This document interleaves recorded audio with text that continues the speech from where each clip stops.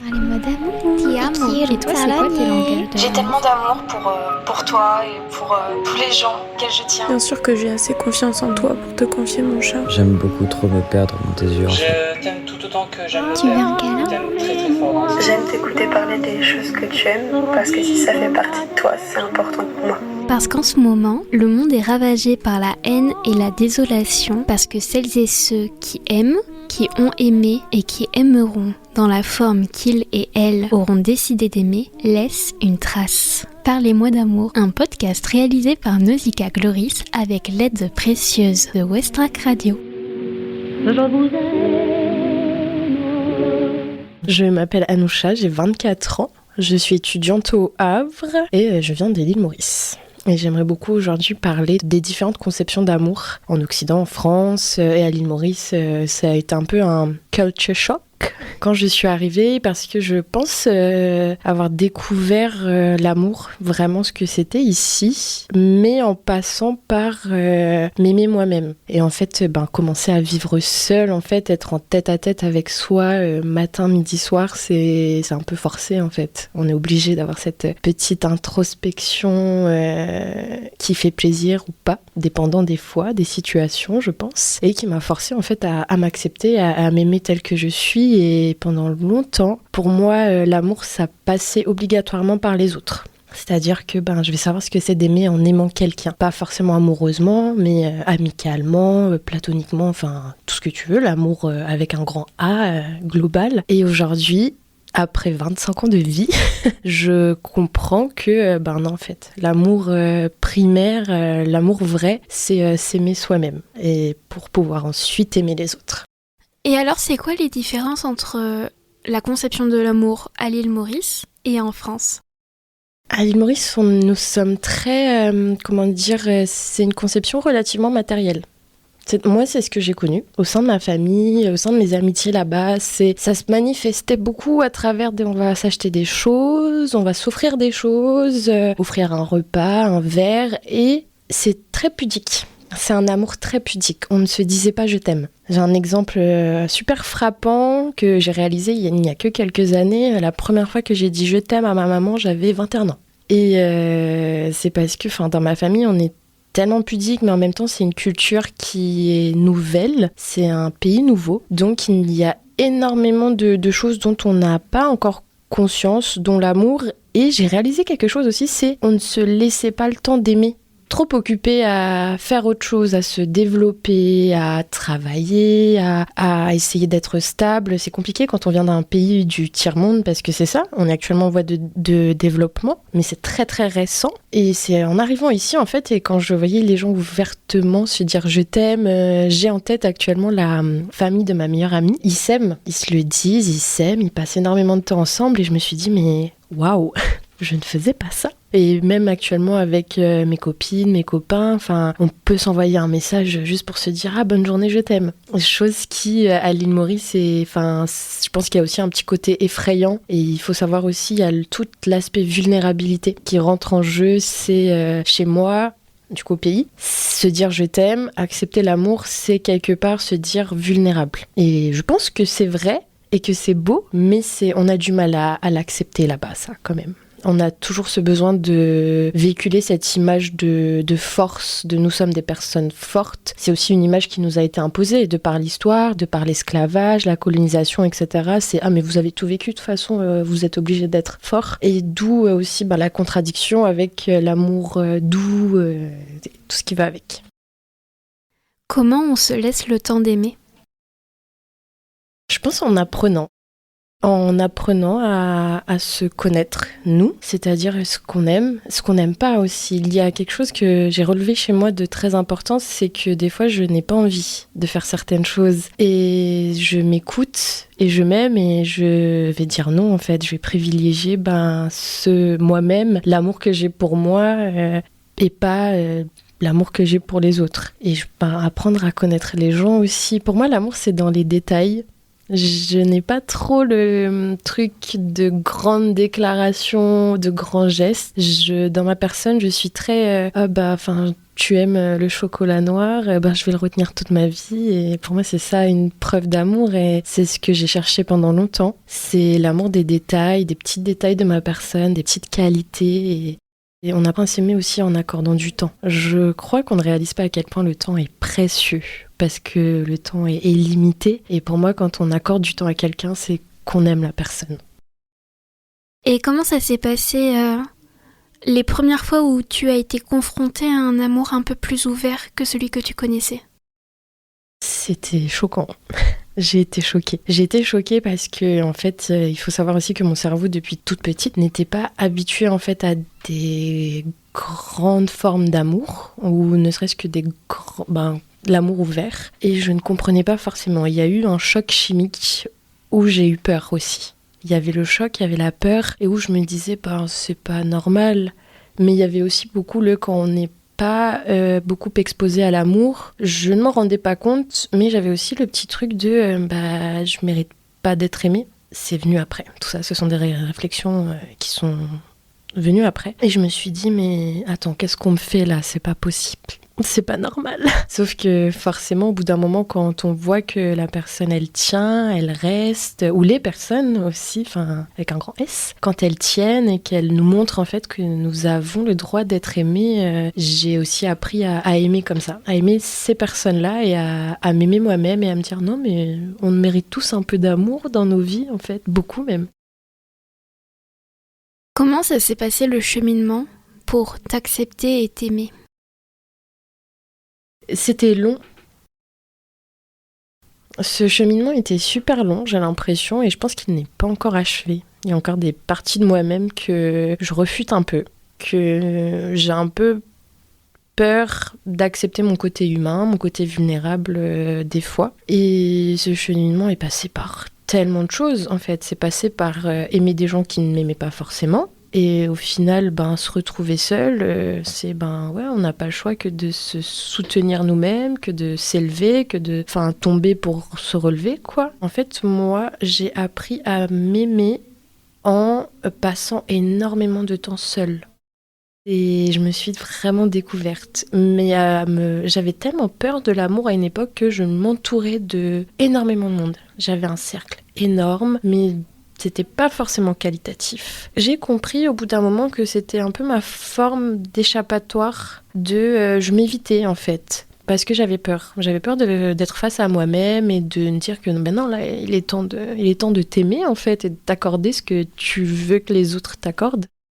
Au fil du temps, forcément, ces relations-là, vu qu'elles étaient quand même assez banales, entre guillemets. Elles étaient bien, elles m'ont beaucoup appris, mais elles étaient quand même banales et ça s'est estompé avec le temps. Et au final, oui, je me suis retrouvée avec moi-même, je me suis retrouvée avec mon petit cercle et j'ai appris à m'aimer. Et ce cheminement, c'est aussi fait par mes amis. J'ai pendant longtemps eu, je l'ai toujours, un amour amical tellement profond avec mes amis que je souhaite à tout le monde, mais où on était là en fait. On était là, j'ai une image vraiment drôle. J'avais des amis qui partaient récupérer un truc à Rouen, qui faisaient juste un aller-retour. Et moi, j'étais juste dans la voiture. Et pour moi, ça, c'était une preuve d'amour. Je me suis endormie dans la voiture. Mais c'est ça, ma preuve d'amour, en fait. On était là, les unes pour les autres, tout le temps. À travers toute expérience, tout obstacle aussi.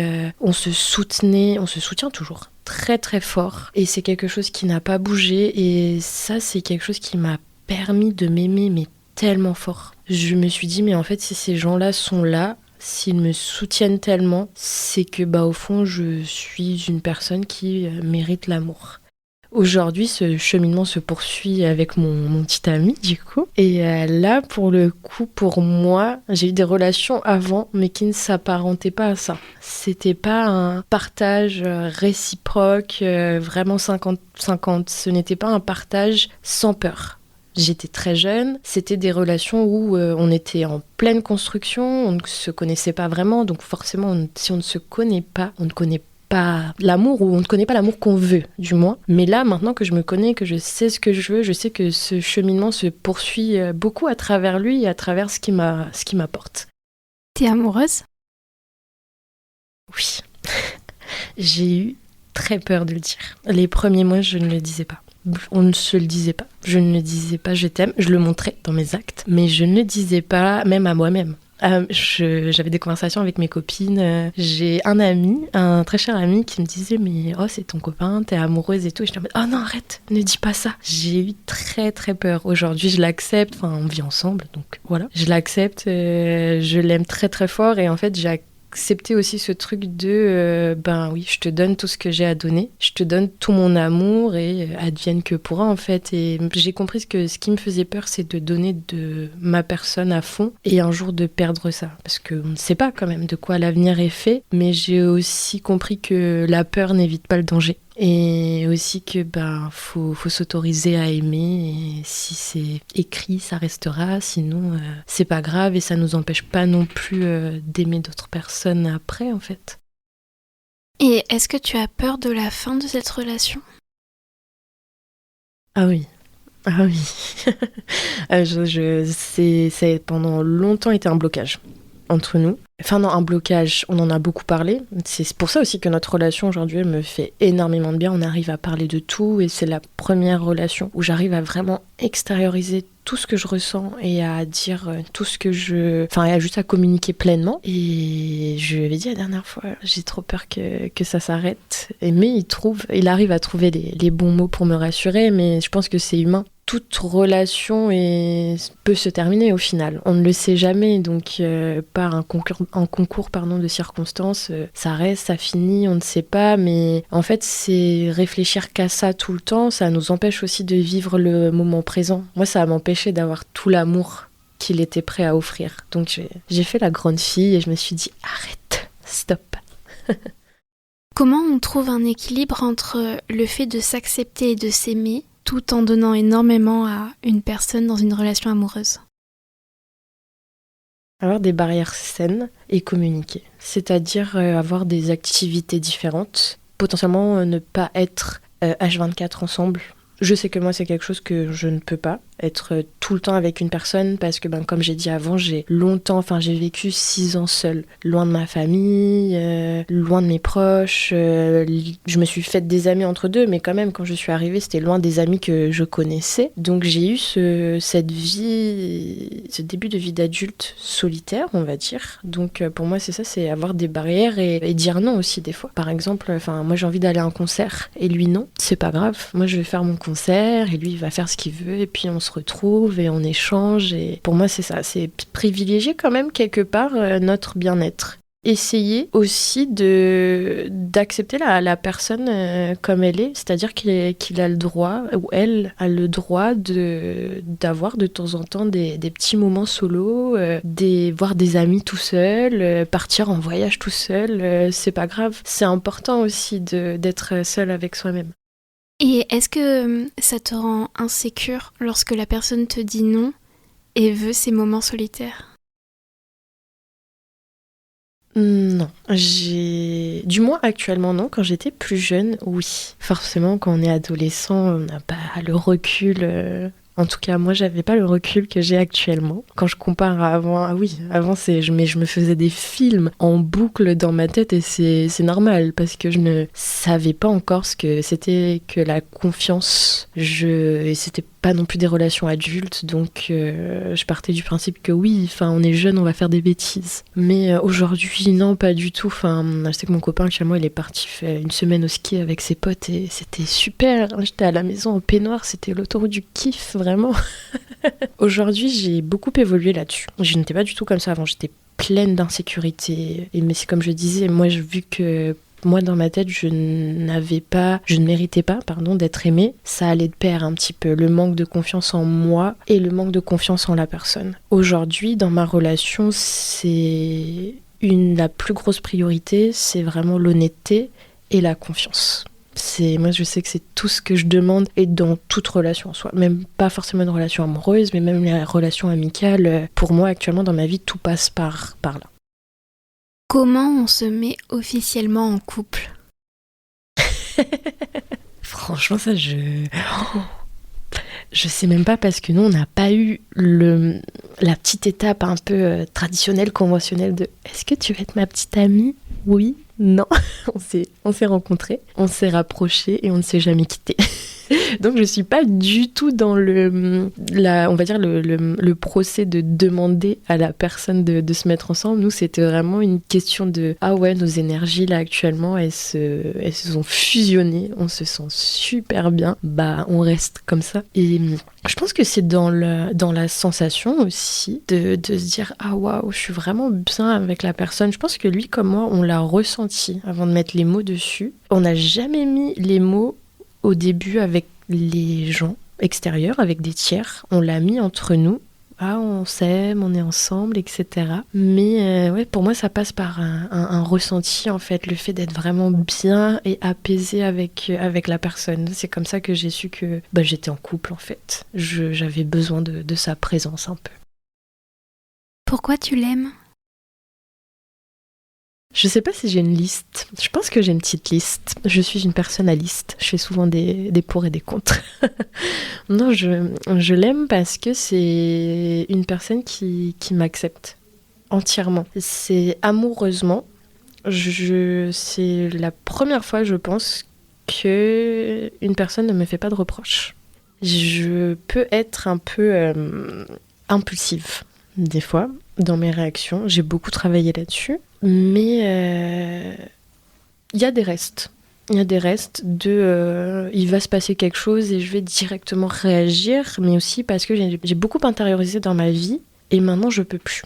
Quand je dois dire un truc, je dois le dire. Et c'est une personne qui accepte cette partie de moi-là ouvertement et qui ne va jamais bloquer là-dessus en fait. Au contraire, pour lui, j'ai l'impression que c'est un peu une ouverture pour creuser un peu plus et communiquer un peu plus là-dessus. Et ça m'aide énormément. Et puis juste, c'est une personne magnifique, incroyable. Personne n'est parfait. Je sais qu'il va écouter, donc personne n'est parfait, fais gaffe. Mais voilà, on est arrivé à... On a tous les deux notre passé. On s'est rencontrés au point de nos vies où on était sur la même longueur d'onde, en fait, sur beaucoup de choses, où on sait qu'on veut les mêmes choses, et c'est ça qui a beaucoup aidé. Et puis, au-delà de ça, c'est une personne super créative, honnête, et qui a un bon cœur, et qui est gentil.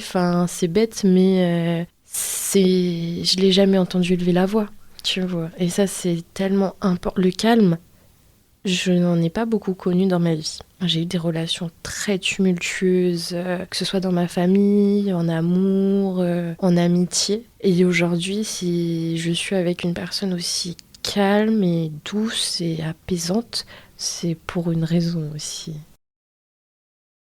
Est-ce que c'est important de raconter son passé en détail à la personne qui entre dans notre vie nouvellement ?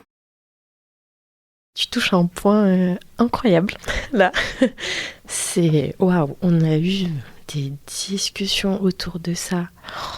Mais on en a eu pour des heures. On a eu des discussions qui ont bien commencé, mal fini, qui ont fini par mal commencer pour bien finir. Je pense que ça dépend. Ça dépend des gens. Il y a des gens qui arrivent à juste se dire « non, je ne suis plus du tout la personne que j'étais avant. Donc il n'y a pas lieu de parler du passé, de ce qui s'est passé. Je vais me focaliser sur le présent pour justement en fait ne pas perdre de temps ou juste peut-être ne pas se remémorer des choses faites. Et il y a des gens, ils ont ce besoin de se rassurer en se disant oui, il s'est passé telle chose, j'ai envie de le savoir. C'est une question de rassurance en fait, et pour aussi, je pense, qui quelque part aide à construire la confiance future, présente et future. Moi, je sais que oui. J'ai pas de honte à l'admettre. Ce qui s'est passé dans le passé de mon compagnon, ouais, j'avais besoin de le savoir. Et c'est pour ça que je lui ai demandé, et c'est pour ça qu'on en a beaucoup parlé. Par contre, ce qui est très drôle, c'est que lui, c'est l'inverse. Du coup, il y a beaucoup de choses dont on a parlé et je lui ai dit mais oh, pourquoi tu me l'as pas dit ? Parce que du coup, moi, dans mon cheminement, c'est normal d'en parler. Je lui avais beaucoup parlé de mon passé à moi naturellement et lui m'a dit non, c'est passé, il n'y a pas lieu, et je comprends. Mais du coup, nous sommes deux personnes totalement différentes là-dessus et vraiment les conversations, elles étaient lunaires. Mais oui, mais quand même, t'aurais dû me le dire et tout. Et ça, c'est une autre chose pour laquelle je l'aime, parce que c'est une personne qui m'apprend des choses en fait en me parlant, en communiquant le pourquoi du comment. J'ai appris en fait que ces personnes-là, leur manière de réfléchir et de faire pourquoi, comment, et que c'était pas mal en fait. Ce ne sont pas des cachotteries, c'est juste que ce sont des choses faites. Et oui, il y a des gens qui préfèrent laisser leur passé dans le passé. Moi, j'ai un truc, ce qui pour moi est important. Oui, il y a des choses que du coup on est arrivé à des compromis forcément, et je disais oui, il y a des choses qui doivent être dans le passé. Quand c'est fini, c'est fini. Moi, je sais que je suis la personne qui doit savoir, mais plus particulièrement si les personnes du passé sont toujours dans la vie présente ou si elles ont toujours un impact dans la vie présente. Moi, c'est plus à ce niveau-là. C'est-à-dire que oui, s'il y a une personne qui date d'il y a 10 ans, vous parlez plus, tu veux laisser ça dans le passé, c'est pas grave. Cependant, moi, c'est peut-être un peu plus important si la personne, elle est toujours présente, elle est toujours là. C'est là que je ressens vraiment le besoin de savoir. Et aussi, en fait, le besoin de savoir le ressenti de mon compagnon aussi par rapport à ces histoires-là. Est-ce que ça peut potentiellement avoir un impact sur nous ou sur lui aussi en tant que personne, ou sur la relation, sur la situation. Mais je sais aussi que, et c'est quelque chose qu'il a compris aussi, c'est mon besoin d'être rassurée qui prend un peu le dessus. C'est mon côté un petit peu humaine de oui, mais dis-moi que c'est moi que t'aimes, tu vois. Comment tu gères la jalousie ? Je pense qu'à ce niveau-là, ça va. Je n'ai jamais été jalouse, loin de là, même dans mes relations précédentes. Et j'ai un ex, histoire très drôle, qui m'a reproché de ne pas être assez jalouse. Je devais avoir 20 ans, et en fait, il avait inventé une histoire. Qu'il avait rencontré une nana dans un bar, etc. Qui flirtait un peu avec lui. Et il rentre et il me dit ça. Là, je dis, normal. Moi aussi, j'ai flirté avec toi quand je t'ai connue, c'est rien. L'important, c'est justement que tu lui dises non. Il se passe un jour, 2 jours, et là, il me dit, mais t'es pas jalouse, tu ne m'aimes pas. J'ai fait, oh waouh. Et là, j'ai compris que sa construction à lui passait par la jalousie. Là où moi, ma construction amoureuse passe par l'honnêteté, la discussion, la communication, lui, c'était complètement autre chose. Je dois avouer que je n'ai jamais eu cette construction-là. C'est-à-dire que pour moi, l'amour ne passe pas par la jalousie. Après, je comprends, ça reste une émotion humaine. Je le ressens des fois. Je le ressens, la jalousie, même avec mon compagnon actuel. Oui, il y a des fois où j'étais jalouse et je lui dis, je suis un peu jalouse, tu m'as pas présenté un tel. Et je pense aussi, ce qui va de pair avec la jalousie, c'est la sensation de ne pas se sentir important, peut-être. Et forcément, là, on se dit, ok, tu me privilégies pas, etc. Mais ce qui est important pour moi et ce qui nous aide aussi à nous en sortir actuellement, c'est que je lui dis et on en parle. Et il me rassure. Et puis, on passe à autre chose. Mais j'avoue que je ne me suis jamais attardée trop sur cette émotion où elle n'est pas restée très longtemps non plus. Est-ce que c'est facile d'aimer ? Ah non. Je pense que c'est pas facile d'aimer. Pour moi, ça a toujours été l'émotion la plus complexe. Parce que ça passe par plein d'autres choses. Ça passe par de la peur, par de la vulnérabilité, par un enthousiasme. C'est une énergie très très particulière. Parce que par amour, j'ai pu faire des choses pas top. Comme j'ai pu faire des choses incroyablement belles. Des lettres d'amour, des voyages ou des disputes. Ça passe par tout quand on aime quelqu'un. Et pour moi, ça a été compliqué parce que j'ai connu l'amour tard. J'ai connu l'amour très tard. J'avais dépassé l'âge adulte. Pour moi, j'ai connu l'amour la première fois où j'ai dit je t'aime à ma mère et aux membres de ma famille. C'est là où j'ai accepté d'aimer et d'être aimée. C'est là où je me suis ouverte à ça. Mais avant ça, c'était en fait pour moi, sincèrement, aimer, c'était nul. C'était nul, c'était être vulnérable, c'était laisser les gens avoir un dessus, c'était vraiment être petite et inférieure. Et aujourd'hui, je n'ai pas du tout cette vision-là, je ne véhiculerai jamais ça, au contraire, je suis une personne, j'adore l'amour, j'adore voir les gens s'aimer, j'adore ça. Mais pendant longtemps, moi, je n'acceptais pas du tout, mais parce que aussi, je voulais véhiculer cette personne froide. J'étais fière d'être une personne froide, qui n'aimait pas, et on me le disait des fois, on me disait « Oh là, t'as eu un regard méchant », et je disais « Ouais, moi je suis méchante, vous approchez pas de moi ». J'avais peur, J'avais peur de laisser les gens en fait dans mon intimité, s'ouvrir à moi, et moi j'avais peur aussi de m'ouvrir à eux ou de ne pas être acceptée.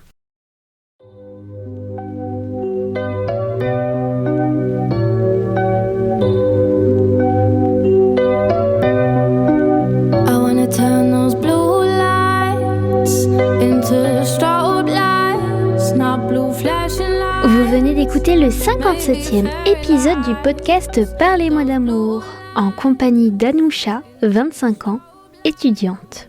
La chanson que vous êtes en train d'écouter a été choisie par Anousha et il s'agit de Blue Lights de Jorja Smith. Si vous aussi vous voulez parler d'amour en ma compagnie, n'hésitez surtout pas à m'écrire à l'adresse nausicaa@thewest-track.com ou sur Instagram sur le compte Nausicaa Farnahom. Parlez-moi d'amour, un podcast réalisé par Nausicaa Gloris. What have you done? You went to school that day. Was a bit late, but it was a Monday. Kept after class for answering back. You apologized, any harm in that? What have you done? There's no need to run. If you've done nothing wrong, blue lights should just pass you by.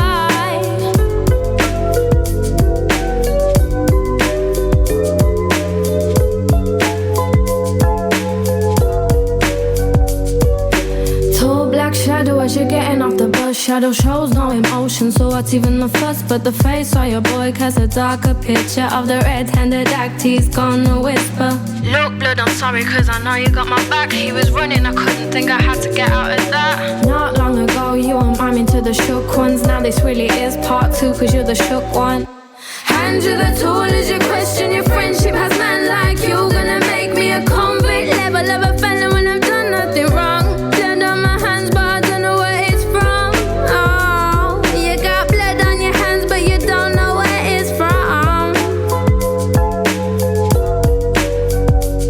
You better run when you hear the sirens coming. When you hear the sirens coming, better run when you hear the sirens.